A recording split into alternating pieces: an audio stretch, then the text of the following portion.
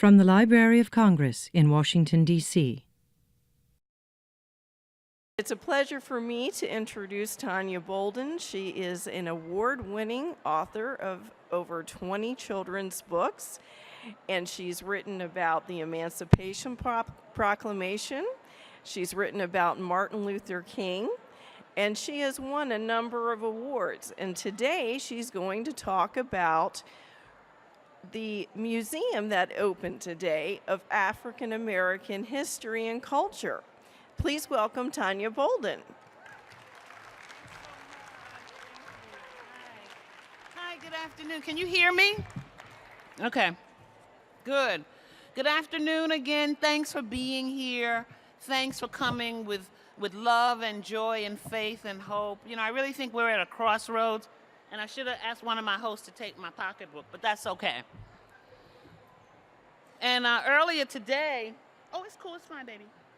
Earlier today, you know, I had some time in the hotel, and I was watching, I guess, NBC, and I'm watching, and I'm saying, don't cry, and John Lewis comes, and I'm like, don't cry, and I said, you're going to be all puffy-eyed, and I was like, oh, well, I'll hide behind my glasses. But let me start with this. A museum is a treasure trove of things lost, then found, things perennially prized, objects once deemed worthless.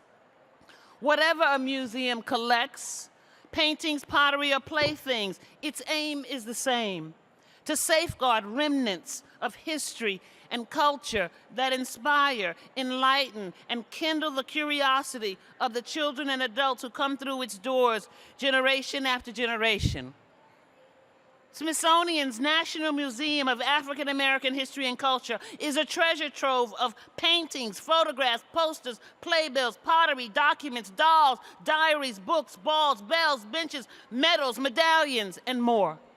Objects that deepen our understanding of the Black experience in America and so strengthen our grasp of American history.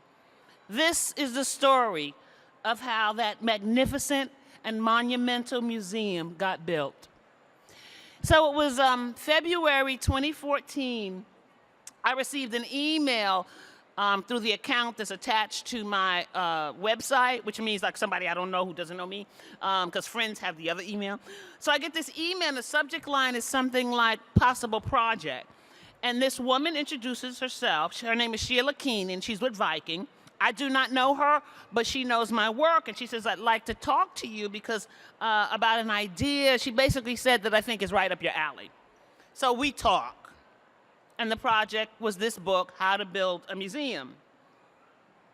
The museum that took 13 years to build, but 100 years to come about. Now, I had all kind of because writers, we're always, you have something in production, you have something you're on the first draft of, you have something else that's midway, and you always have all this stuff. Plus, it was February, which is like equal employment opportunity for Black writers and illustrators, right?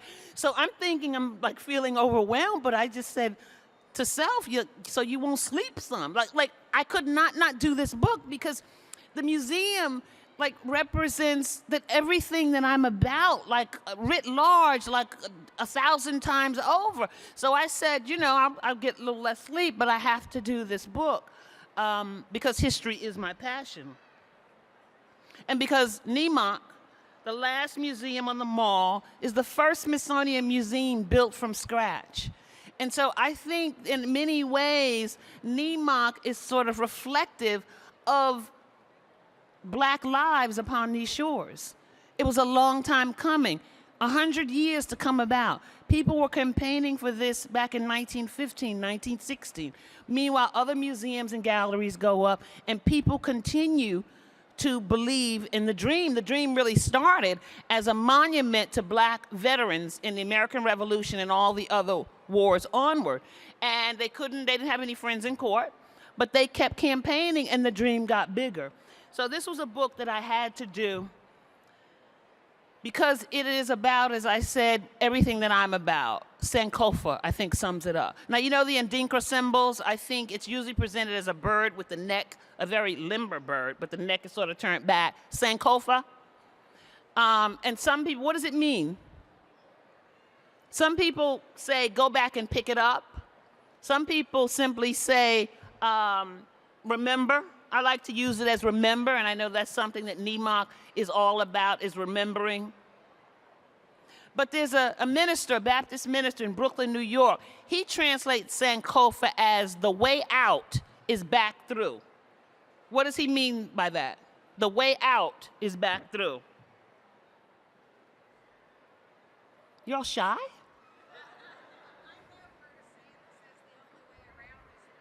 Okay, yeah. And I think if, for example, the way out is back through. It's saying history is vital. It's saying, as M.L.K said, we are made by history. As Baldwin said, history is literally present in all that we do. So if you take someone, Sankofa, remember, you take someone of African descent, the way out through lingering shame and fear and doubt and despair is to go back and pick up that history and find out whence you come. You know, I think the one thing about the museum that makes it so fantastic is it really, really shows that people of African descent in this country are not bit players. And I'm constantly always telling people that if we came for a nothing people, people like me wouldn't exist. Sankofa. I think, too, as you know, the museum basically is saying what I always try to say in my books, that Black history is everyone's history. I also think that all the history is everyone's history. I always say that the building of the Transcontinental Railroad is my history. The Trail of Tears is my history, because we are all made by the history. And so you may have someone who's not of African descent, who may not know intimately any Black people, and so maybe they hold stereotypes about them, you know, and maybe they think, when they see them from afar up in the helicopter, that they all look like bad dudes. And maybe, though, if you go to the museum and you read more books, maybe you'll see, wow, Black people are as different and complex. Yeah, there's some bad dudes among us and some bad girls among us and all that, but there's also Jacob Lawrence and Thurgood Marshall and geniuses and villains and all of that. That's why we need the history, because it is about educating ourselves. And I think we're at a crossroads now. And the only hope, I think we have to decide whether we want to go into insanity and stupidity, or if we really want to take another stab at getting this country to live up to its own ideals, to catch up with its own ideals. So again, everyone needs the history. Needs to understand, too, as the museum will show, that yes, there's slavery and Jim Crow, there was pain, there was tears, there was sorrow song, but it's also about the Jubilees. It's about celebrating. It's about praise. It's about uplift. The whole design of the museum is praise and uplift, so that you say, yeah, you had the slaughter and the beatings and the brandings on the cheeks and people getting their ears cut off because they tried to run away, or getting a joint of their index finger chopped off because they tried to learn and read or write. But you also had people escape, like Josiah Henson, carrying his kid on his back, and his back got raw and bled. You have, going on down the line, you have people like Michael Shiner. I did a book about him, Michael Shiner, about his journal in D.C. He was an incredible man with agency here in Washington, D.C. Then later on down the line, you have the people who fought the 54th Glory Corps. You know, and on down, you have, Charles Dorsey, Tommy Dorsey, you have Thurgood Marshall, you have Jacob Lawrence, you have, and we go on and on and on to the point where you have, in the White House, Barack Hussein Obama. And one of the things I did last night was I was privileged and honored to attend the Library of Congress Gala for the book festival. And there, it was the first, I believe I'm correct, public event presided over by the 14th Librarian of Congress, Carla Hayden, a Black woman. And that tells us that so much is possible. And I think it was Obama referenced this in his speech. Somebody did, but I'm always telling kids this, is that the Jim Crow was not that long ago. My parents lived in Jim Crow, South Carolina. Civil War was not that long ago. So yes, we still have enormous problems, but if you look at it, you can say, wow, we have made some giant strides. We have made some progress. And we can't let people turn us around now. Now, not at this moment. Because what we're talking about is not just, white people and Black people. We're talking about all the people. Because this nation is becoming something different. I did a school visit near me in the Bronx, and I didn't know what the kids were because there were some that were like part Latino, part black, part white, and part Japanese. And I looked out at all these colors and all these beautiful kids, and I said, this is beautiful. And they all, I can imagine when they have international night, that school must be really jumping. But I looked at it and said, this is a good thing, because all the multiculturalism is a good thing, because then we all learn from each other. And I can't help multiculturalism because when I grew up in the 60s in a place called East Harlem, also called Spanish Harlem, okay? And at the time, it used to be Little Italy. So I had Latinos, mostly Puerto Ricans, around me, Italians, and they would have their festivals with the Saints marching the street. You had people from the Caribbean. I remember one guy from Trinidad would do steel drumming in the park at night. You had Africans, and you had people like me, my parents, been in this country. And to me, it was like life was a festival, and life was rich. And my friend Rosa, introduced me to pasteles. And I thought, that's a good thing. I would never want to make pasteles because that's also a lot of work, or from Italians. I would see them marching around with the Saints, and I'd learn a little something like that. And I think growing up, like as I wrote in a poem once, when I grew up, being multicultural wasn't an agenda or work. It was the everyday way of a life. And again, my father worked in the garment center, so I knew about gefilte fish and egg creams and all that. And to me, it was like, wow, spice. So that's why I'm sort of devoted to multiculturalism in a very gut kind of way. And because being in New York, I don't know anything else. I see Sikhs on the trains. I see Muslims on the train. I see Asian people. I see Japanese, Chinese. And I just know that I think I'm a richer person for being in a city where I can meet the world. Oh, where's my signs? Okay. Well, I'm going to stop. We can take questions or comments. Yes.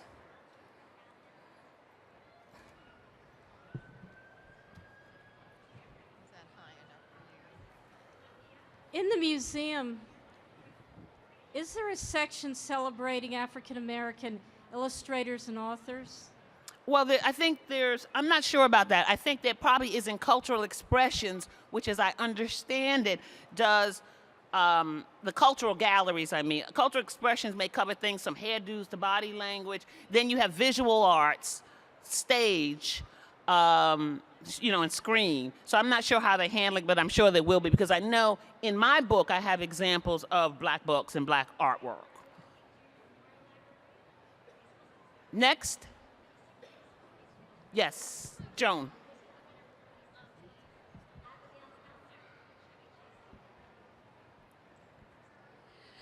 Obviously, you had to have a lot of help from the Smithsonian and the designers and the curators. Can you talk a little bit about that? Because this book is chock full of... Right, and see, it's just, my favorite quote. Lonnie Bunch once said that building the museum was like being on a cruise in uncharted waters at the same time that you're building the ship. So I'm also working on the book at the same time that they're building the museum. So things are shifting. They did give my editor and I access with files so we could see what was in the collection for the different galleries. And from that, then we're choosing what we think most appeal to young people. And then because of the internet too, and because of the Smithsonian, when it came to the design competition, I had access to those documents so I could really say, okay, this is the process. And then I was able to talk with people like Sharon Parks there to sort of clarify things about the design shift. So it really was, I think those people must be working for like 10 years, 8 days a week. I don't know when they slept. So through that, and then like I said, I was able, I love doing research. Research is what I love to do.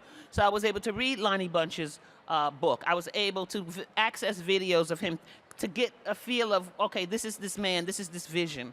And just digging in and then, Googling things. Like I said, I always believe when the student is ready, the teacher appears.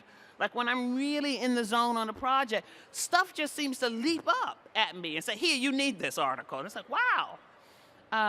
But it was a little hectic because when I started it, we thought the opening would be 2015. So it was really a little, because so for example, for it to come out in September, it had to be at the printer last March. Yes. Oh, okay. Oh, can I hold? I'm sorry, I'm such a good bad capitalist. How to Build a Museum by me, Tonya Bolden, and it's all about the new museum that opened today. How many of you have been to the museum? Has anyone been to? Can you tell us about it? Tell us about what you saw. What was it like?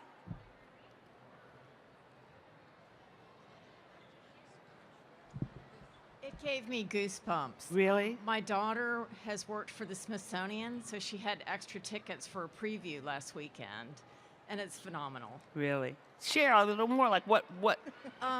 There is Harriet Tubman's shawl that was given to her by Queen Victoria, Nat Turner's Bible. Wow. Just so many things. And Hall of Athletes, everything. It's phenomenal. yeah, because I heard that, what I understood, Bunch wanted everything to be on a human scale so that you're not so much learning about events, but you're learning about people who experience these things. Athletes, artists, entertainers, and it's a multimedia experience. There are videos all around you. Wow. You can see cabinets with their artifacts, and right beside you, a video of Jesse Owens at the Olympics and his memorabilia. It's wonderful. Wow, thank you. Anyone else want to testify? Anyone have a question? Anyone else been to the museum and you want to talk about? Yes, sweetie. How many times have you been to the new museum? I will go to this evening at 5 for the first time. I was here 2 Mays ago to have a meeting. So as close, the panels were going up, but I got only as close as the trailer outside the museum that had the models. Because I think at that time, because of construction, they didn't want to let people walk through. So when I go, assuming I make it in time, it'll be the first time, and I'm trying to brace myself for the experience. Hello. Yes. Hey, I just wanted to say I'm a huge fan. I'm trying to think of a question on the fly. I will be going to the museum on Monday, but when you're researching a book, when you find something that surprises you, what do you do? Okay. When you find something that surprises you, you follow it, because I think, writing to me, when I start a book, I may know 10% of what ends up in the book.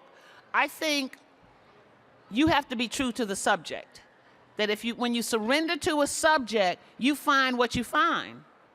I was writing about Du Bois once, and I found out some things that I thought, oh, wow. But then, given him in his context, I thought, okay, I'm going to mention it a little bit. But I think you should never have an agenda. I mean, other than to do good work, and other than to enlighten people, inspire people, kindle curiosity. But other than that, I start with a subject and say, so what? That's kind of exciting. So you kind of sometimes, especially if you know something about the subject, you have to clear your mind and just say, why does this really, why did Martin Luther King matter? You have to be able to, don't say that to other people because you'll get stoned, but you have to be able to say to yourself, why does he matter? Why does he matter? And especially in the 21st century, and that gets you to the point of, well, King wasn't just about if Tonya can fly first class, okay, we have arrived. No, because he was about something bigger than that, agape and a beloved community. So I think when you start with the question, so what? And who is this person really? Then you're open to discover things. And I think that's the best thing about writing, is that it is an adventure. Sometimes you do not know what you're going to find, and you don't like what you're going to find, what you find. I'm working on a project now, and he had a quote. He said something that I thought, well, that's not very race man-like. And then I said, but maybe he had some ambivalence about identity. And I include the quote and let readers decide. Because we don't want to do propaganda. We want to make history come alive. We want to tell stories that not so much just inform people, but I think that when I write about King or Frederick Douglass or Du Bois or Bethune or FDR's alphabet soup, I'm always wanting to not just give young people information, but point the way, give them also a jumping off point. So in the New Deal book, I wrote at the end, people still debate whether the New Deal was a good deal, a bad deal, a raw deal. And then I say, what do you think? And I say, your answer will depend on what kind of government do you want. So it's not just giving them information, it's saying, now you take this to the next level. How do you feel about this? In Emancipation Proclamation, was Lincoln racist? Was he not? What do you think? I'm not going to give you the answer. What do you think? Or maybe there is no one right answer, as the question, who freed the slaves? Was it Lincoln, the radical Republicans in Congress? Was it the stiff-necked aristocracy, the slaveholders? You know, because sometimes I think we need to let young people know that sometimes there is no one answer. It depends on perspective, and sometimes it's a mystery. Yes? How do you suggest talking with very young kids about the most difficult parts of American history? I think young people are more resilient than we give them credit for. I think you tell them the truth. And I think what it is, it's not to just say there was a time when people of African descent were held in slavery in this country. Then maybe look at, have we had slavery other times in the world? And then ask the question, why? Why were they held in slavery? Why were they held in slavery for so long? Because I think, just as when you explore, how did this monstrosity happen? You'll come upon the thinkers who will say things like, the desire to exploit and plunder came first, and then came the racism to get people on board. And I think I've talked to kids and I've said, you know, if you look at all the conflict and the horrors and all of this stuff around the world throughout time, it comes down to one group of people wanting the other group of people's stuff. It's not personal. It's not, and they have to okay, I'm from New York, right? Let's say I have a campaign to say, you know what, I'm gonna get rid of all these Washingtonians. New Yorkers are gonna have these townhouses, this convention hall, everything like that. People be like, you crazy, Tonya, right? But if I go back to New York and day in and day out, I talk about how Washingtonians are dogs, they're filthy, they're ugly, they don't know how to do anything, they're inferior. You will have droves of New Yorkers coming over here to take your stuff. So we need to help people understand, we're talking about economics. And of course, to convince people to enslave people and brand people and cut off their finger and cut off their ear, you have to convince them that they're not human. Because no one can do those horrors to people if they think they are human. So I think you tell people the truth. I was saying recently, because someone said that, I said I was 12 or under when accidentally, and I was living, I don't know, in the Bronx or Harlem, but I accidentally in a magazine or a book came across the photo of Emmett Till's corpse in the casket, the open casket. And I remember getting like, it was horrifying. And I remember my mother saying, we were gonna tell you about that, but not yet. But they had to tell me about it then. Now, I probably had sleepless nights and nightmares, but it didn't kill me. And my parents, like I said, who from the Carolinas, had to sit me down and tell me about some facts of life. And I started to learn horrors my mother experienced, like her grandfather, who was like a father, being out at night when the Klan is rioting, looking for a black man who supposedly did something, and knowing my parents lived with that terror. But I had to confront it. Now, I didn't have nightmares forever about Emmett Till. I still don't like to see that image. You know, I got over it, and who knows what role that moment played in later my becoming so fascinated with history. Kids can take it, and kids understand better because they understand not fair more than adults do.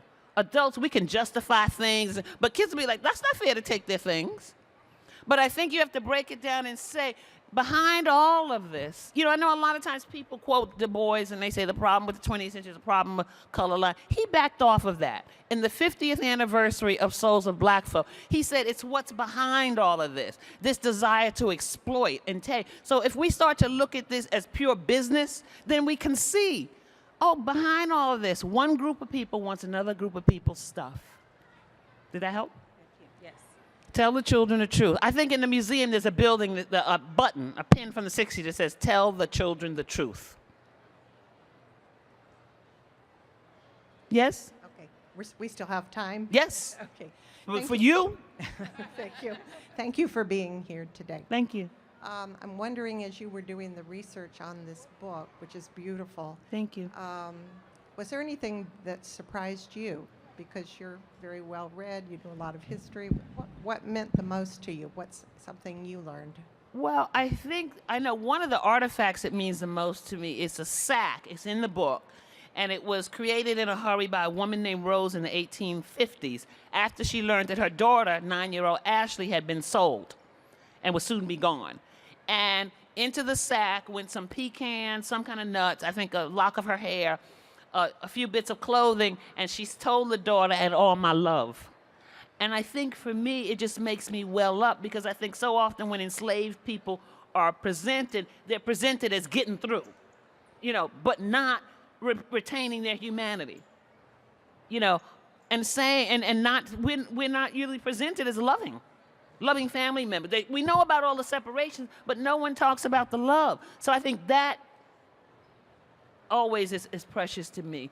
I think what made me stop and think with the Jim Crow car that they had to lower into the museum before it was even built, because I don't know about the Jim Crow now. But then I thought about it, and when I realized people can walk through it, they're going to experience that the front 2/3 for white people has bigger everything and nicer everything, and the back. And when I realized people would walk through it, I, in myself, envisioned people on the Jim Crow car. So I imagine you're black and you're going to a funeral. And on top of that grief, you got to ride Jim Crow. And then I thought, too, when I could visualize it, very often we talk about Jim Crow. We talk about what it did to and against black people, right? But it also victimized white people. Because I thought, wow, you had this car, and you have someone who could have been, professor at Tuskegee or whatever, and the white people in the front aren't get to know these people, and these people love like them and laugh like them, and maybe they could have had something to offer each other. So it makes you see, oh my God, this was really stultifying and bad for everyone. So I think because I had to think about the objects, and because I was looking at them, from the files they sent, I was able to sort of sense memory and so be in there myself. So I hope that helps. That's beautiful. Thank you. 2 minutes left? Yes? The monument looks beautiful from outside. I haven't visited yet inside. But my question is, it is in front of the Washington Monument, and it's difficult to see that beautiful Washington Monument. The location, what can you tell about that? I don't think it blocks it, because I know, in fact, I think its angle had to be shifted, and that's the reason I think it's one of the most below ground, it has more stories underground than any other thing, was precisely not to mess up sight lines. So like I said, I haven't physically been there, but I don't think it blocks, because I think they were very careful about sight lines of everything on the mall. Yeah. We'll see. Thank you. Yes? What was your favorite book and why?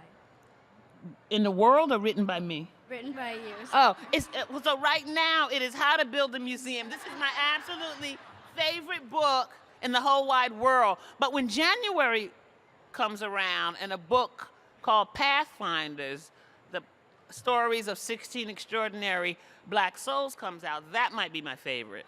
And then in May, when Crossing Ebenezer Creek comes out, my novel about Sherman's March to the Sea, that may be my favorite.